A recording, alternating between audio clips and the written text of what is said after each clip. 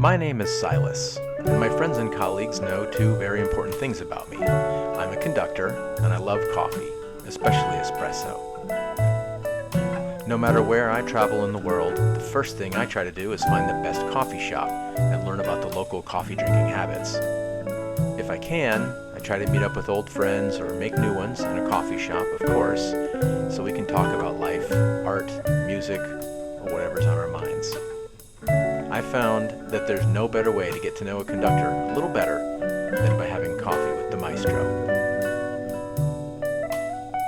This morning I'm having coffee with Akiko Fujimoto. Akiko is the music director of the Mid-Texas Symphony, and she's just wrapped up a 3-year contract as associate conductor of the Minnesota Orchestra. Before that, she worked with the San Antonio Symphony, and before that, the Virginia Symphony.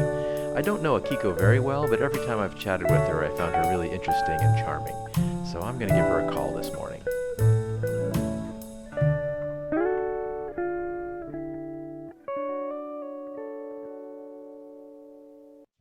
Good morning, Akiko. How are you? Good. Good morning, Silas. I'm doing well. How about you? I'm great. I'm doing well, especially because I have my morning espresso with me. Do you have something to drink with you, or are you already there? You go. I do. I have my morning brew. This is my ritual that I brew every morning. So coffee from Blue Sail Coffee.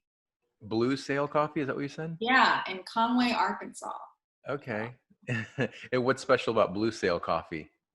Oh, I just like their coffee, and it's the last couple of years these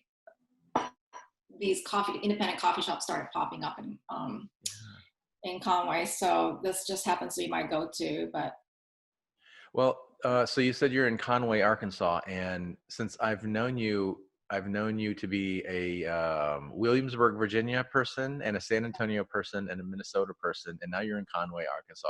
What are you doing there? well, my husband lives here and he works here.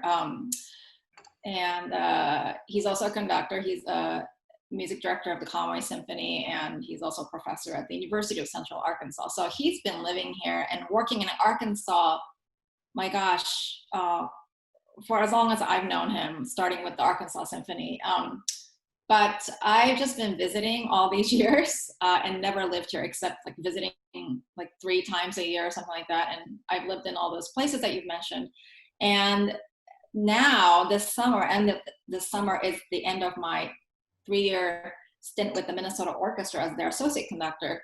And as you know, everything else has been put on hold. And then I'm also a music director in Texas with the Mid-Texas Symphony, but I've always worked remotely for them, and I just show up the weeks of the concerts. And otherwise, I work remotely, so that has not changed much for me. So I'm based here now for the foreseeable future. Yeah. So obviously you have time to visit you see your husband a lot, I think, in regular times. But is this the first time you've quote unquote lived with him in a long time? Ever. This is the first Ever time. since you got married or since you met? This is the first time we have same address.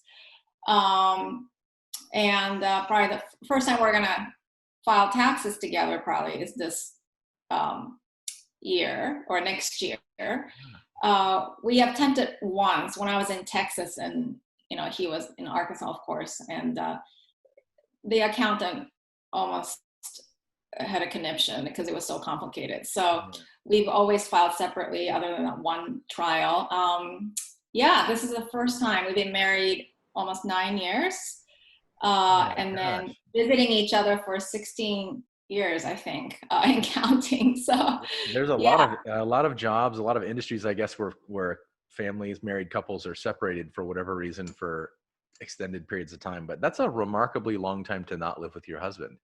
Well, you were in the military for a while, and you are still. And my wife and I did plenty of 9 months or 7 months or 3 months apart, but we never were apart for more than a year. And I mean, I know that you see your husband every year, don't. Yes.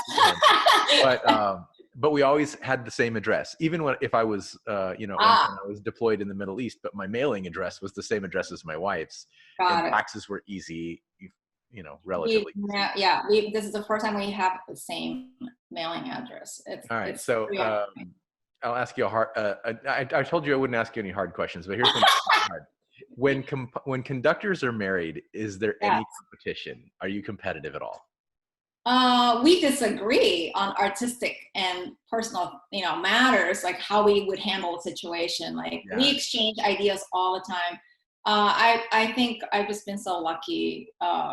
He's definitely my sounding board. He's my number one cheerleader, and I would say he's my, if I had any success so far, he's my secret weapon. Oh, I mean, I think as a conductor, and this is why we have conductor friends. You can get just into your own zone, and there's no end to how much like nerdy individual thinking that you can do, and you can nerd out on one thing or one score or one topic, how to deal with people or anything, on and on. But sometimes you just need to air it out with somebody else who knows what it's like, but who sees things differently, and have them tell you like, no, actually that's not what's happening, or I don't think you're right, or so we disagree all the time. But then I think we're also quite independent in that, like, you do your job, I do my job, and we leave each other alone after a certain point, but then we will comment on each other's work. There was one concert that he came to watch me conduct in San Antonio, and there was a Beethoven symphony involved, and he said, everything was really, he's very honest when something is very good, but he's also honest when he doesn't like something. He just said, yeah, that Beethoven, you didn't quite, it wasn't a home run, and I knew it. And so it's very important to have an honest person in your life, because as conductors, as we move on up, especially, when we become music directors, people might not tell you how they really don't stop telling you how they feel about certain things because of the hierarchy. And so I think I'm very lucky. And also, as a staff conductor in professional orchestras, I've also had, very honest feedback from musicians about what I did wrong, what they didn't like about what I did or said on the podium. And that's been very invaluable, so. Yeah, when it's delivered the right way, I think it's really invaluable. Yes, but you have to have trust. And the staff conductor position have been very developmental in that they expect you to not have all the answers at the beginning of the job. And then they see this position as an opportunity to kind of groom you to become even better. So yeah, I've had musicians take that opportunity and tell me, give me honest feedback. And that's been very lucky also. Yeah, and you were staff conductor that I know of at two big orchestras, San Antonio Symphony for some years, I don't know how many, and then Minnesota Orchestra for 3 years. Is that right? Yes. Yes. Did I miss any big professional orchestras in there? Well, a very important step before San Antonio was I had an affiliation with the Virginia Symphony. Oh, yeah, of course. Yeah, I think I knew that. So I had a joint position between the College of William and Mary, where I was the orchestra director for the college orchestra. And then I was also, my title was called the conducting associate, but basically if their staff conductors could not do something, because the Virginia Symphony does so many shows during non-coronavirus times. Yeah. They do so much every week. They do, so many shows per week, every week, that sometimes they don't have enough conductors. And it is good to have people that are familiar with your organization and musicians. So they work with William and Mary to kind of create this joint position, and they could ask me to do this and that, drive down an hour from Williamsburg to Norfolk or Newport News or what have you, or Virginia Beach. So that was very important because it prepared me in small bites for what a full-time staff conductor would do. So by the time I got to San Antonio, I felt very prepared. Like I I kind of know, although every organization is different, I kind of know what this type of concert is about or that's about. Yeah. I also did some covering, and it's great to watch Joanne Fallaw and guest conductors work. So that gave me a really great start to that side of the industry. Yeah, So, great. And then I imagine that with each an orchestra is an orchestra, but they all each have their own culture, oh and yeah, certainly the area. I know Virginia and Texas very well because I'm from Texas and I lived that's in right. Virginia right Yeah, after. I think we crossed paths a little bit in Virginia, but yes, mostly I lived there yeah. after you left. But I've never lived in Minnesota. In fact, I don't think I've ever been to Minnesota. So what were the cultures of the orchestras like, relative to the cities they were in? Very, the region is very different, obviously. Um, it was a great place to live. I mean, so much culture, so much passion for music from the patrons and from the community. This is Minnesota, you mean? Minnesota, yeah, Yeah. just very, you know, there's a lot of new music going on. A lot of composers are based there. Mhm. There's the American Composers Forum that, um, used to be the Minnesota Composers Forum, that Libby Larson was one of the co-founders of. Just it's just part of the scene. And so it was amazing to see so much music and art in the Twin Cities going on. And I found the patrons to be very knowledgeable and very excited and hungry for different kinds of music. It was cold. um, I I can say I walked to work. I lived about 20 minutes from the hall on foot, and when I didn't want to worry about parking and things Yeah. downtown, so I would try to walk as much as possible to Okay. rehearsals. And I think the coldest I walked in was 18 degrees. And that was a shock coming from San Antonio, where it's hot and warm and sunny a lot. But ironically, it's just straight up I-35. It is far. Oh This, yeah, you're yeah, just like but one road away from San. yeah, I mean, if you kept driving, you'll end up in San Antonio at some point. But I think I've now, before Minnesota, I'm in Arkansas. I think I've lived in 6 states now, and I'm sure you've lived in so many. Also, it's amazing how different each state feels.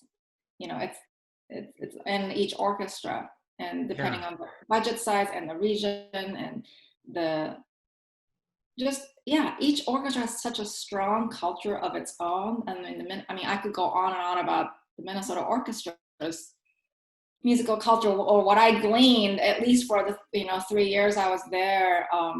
But you think that you figured out orchestras, and then you encounter a new one. You say, "Oh, well, you are unique, and you do things totally differently." And then every region and every orchestra has their own repertoire that they like to play, that they're really excellent at, and they kind of own. And that's been really interesting also for me to kind of witness. So, Yeah, I'll bet. And I'm afraid I don't know where you're from. Where are you originally from? oh, so I'm from Japan. I was born there and I grew up there until I was 14. But then I would say within the States, I grew up in California. So I was in an LA suburb for my high school, and I was in Northern California for college. And then after that, I went off to the East Coast for grad school of music. So I I think still a big part of me is Californian. That's where I learned the American culture and English and all that stuff. Yeah. So yeah, it's a big part of me. Yeah, where are you from besides I, Texas? I'm from San Antonio. You're from San Antonio Yeah. proper. Where did you Well, go to high no, I school? should say, but people from San Antonio say they're from San Antonio if they're actually from Converse or Ah, okay. one of the little towns. But I was born. My dad was in the Air Force, and so I was born Okay. at one of the Air Force bases in San Antonio. And then we moved around when I was a kid a little bit, but I went to high Yeah. school in Converse, All Texas, just right. 30 minutes northeast of San Antonio. All right. But I've lived in so many different places as an adult, I like know. you. It's every 2 years I'm moving to a new place, and now I'm Yeah. living in Kansas now. I've been here for 1 year, and I'm learning Kansas. Congratulations on your new appointment. Oh, Or, thank you. yeah. Yeah, it's exciting. We had rehearsals last week for the first time, and Are you they're like they're weird. wearing Yes, masks and wearing plexiglass? masks, and everyone really far away from each other, and we can't hear each other. And Yeah, then what is they that have a like? I haven't done it. I haven't done a social distance performance yet. Yeah. yeah, it was weird. It was so exciting to be together again. I could feel the excitement from the students. It was palpable. Yeah. However, it was also weird, and we couldn't hear each other, and it was nerve-wracking in a way. And I was in the university bought like a plexiglass cage for me, so I look like a drummer.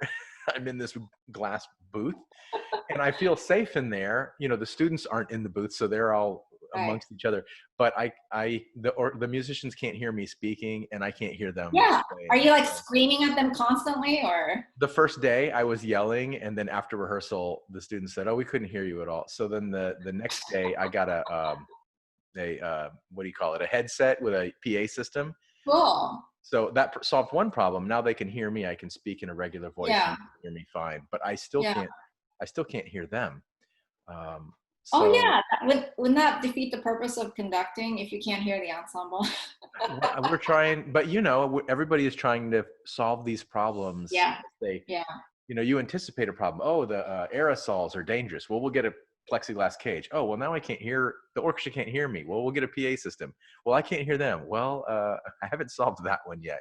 Wow. But I suspect what I'll probably do is just get out of the cage and just be in the room with them. I mean, if it's safe enough for them to be in the room together, then it's safe enough for me to be Yeah. in the room with them. But Yeah. it's nerve-wracking, and my orchestra is only 24 now because I can't have the full 50 that I usually have. Right.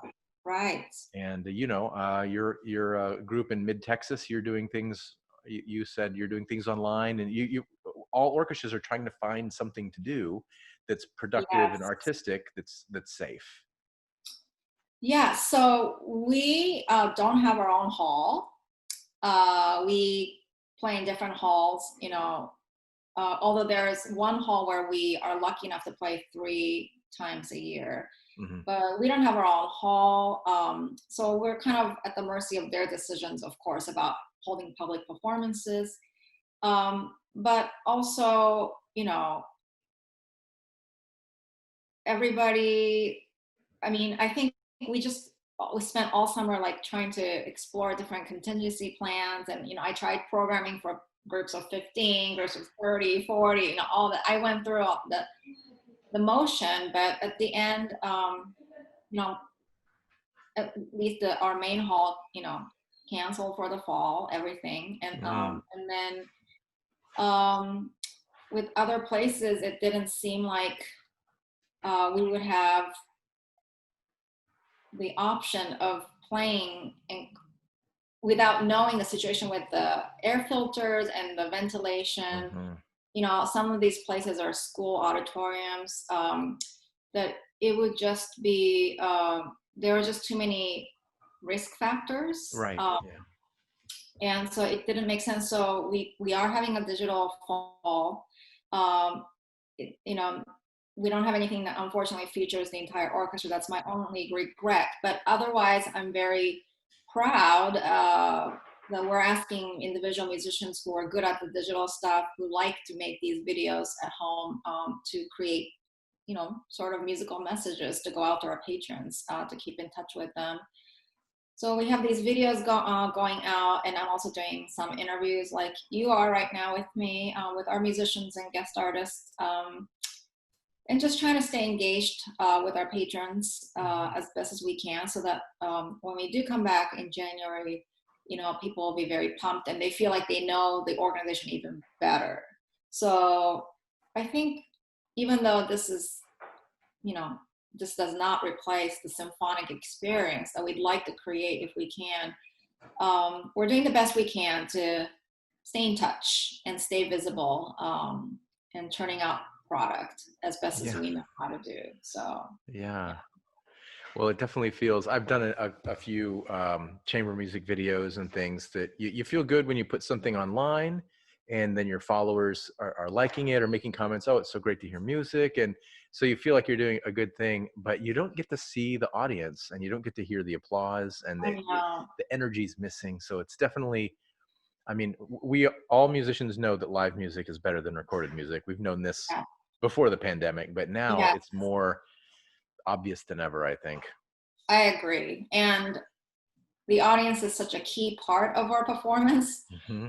It really reminded me we're nothing without them. And we're nothing without each other. Just making eye contact, breathing together, being in the room together, you know, those are things we all took for granted and that are essential to music making. And I can't wait, for us to get back together on stage. But I also think being prudent right now will pay it forward and hopefully accelerate all of us,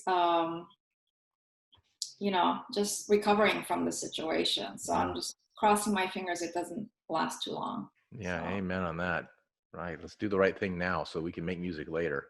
hopefully, yeah. I Uh, never talk politics, so I won't go there right now, but just everyone do the right that's thing, right? that's how I'm justifying, the current situation. Yeah. Because otherwise, as conductors, I mean, our self-identity is gone. I mean, at least musicians can make chamber music or create these, there are these apps and things that can create virtual performances Yeah. of multiple musicians. At least they can collaborate.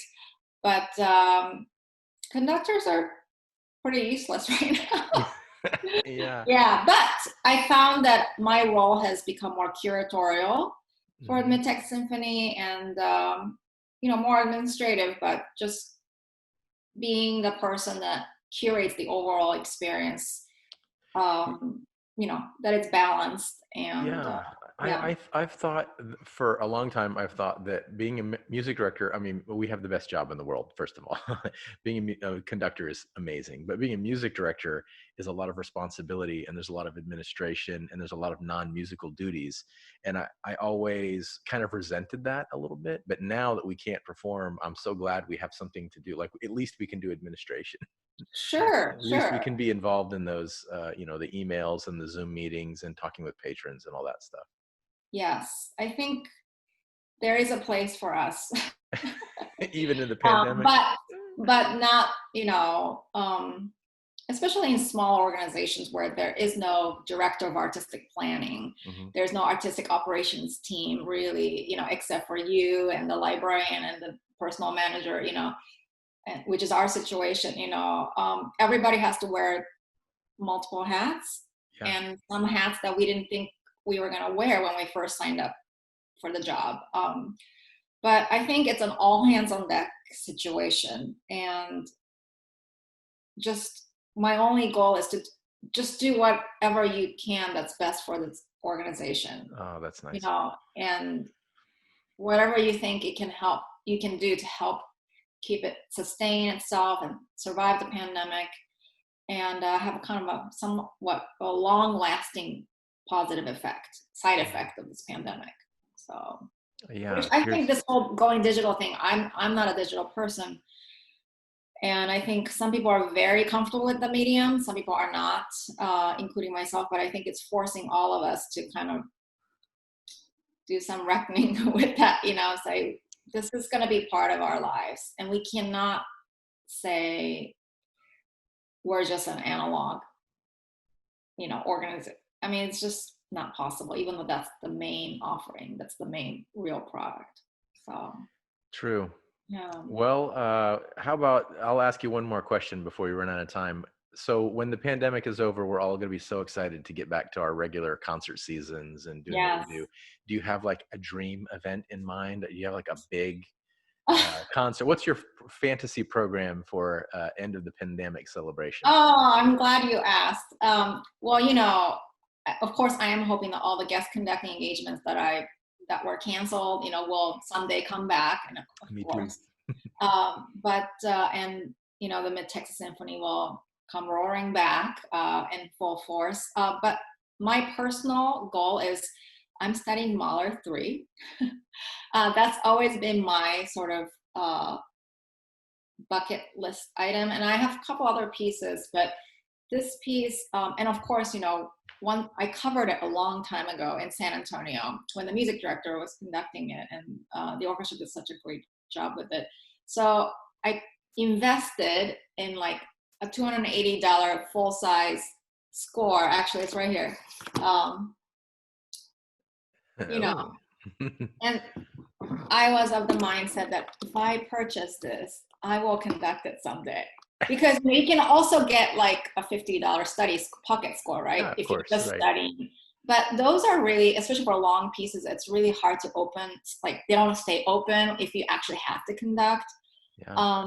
And of course, the orchestra would be able to lend me a rental copy or something from their collection. Mhm. But for some reason, this piece was always on my bucket list, and I just thought, if I have it, it will happen someday. So I decided this is going to be my pandemic piece. Okay.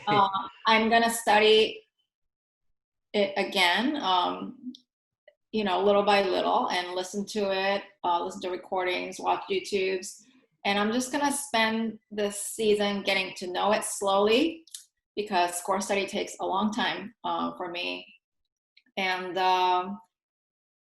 my personal goal is at the end of the pandemic to be able to say, if somebody called me and said, Akiko, can you conduct this piece? I'll say, yes, I'm ready. So Yeah. that's my personal goal. Kind of an abstract, but a fun goal, because I really love the symphony, and it's so huge that even though I've listened to it a bunch of times and I've covered it, for a week in my life, it's so different from actually conducting, as you know. So do you have kind of a bucket list item or piece or anything like that? Oh, I don't have one, but I keep a Google document.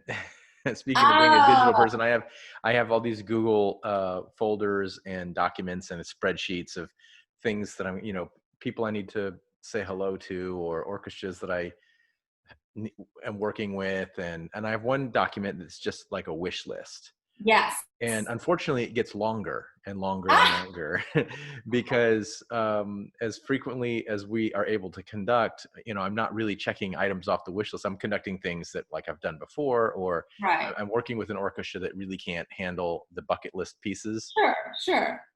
So for example, you are a music director of an orchestra, but that doesn't mean you're going to conduct Mahler 3 with that orchestra if they Oh, don't have the no, personnel. So no. with my university orchestra, for example, they can't play a lot of my bucket list pieces. So whenever I hear a new piece or discover a composer I didn't know about before, I put them on the list. So my list gets longer and longer. Right, right. But there are a couple of things, standard repertoire that I've never conducted before, and my list of repertoire is really long. In fact, I hate when people say, "Oh, send us your repertoire list." I go, "Oh my gosh, it's like everything."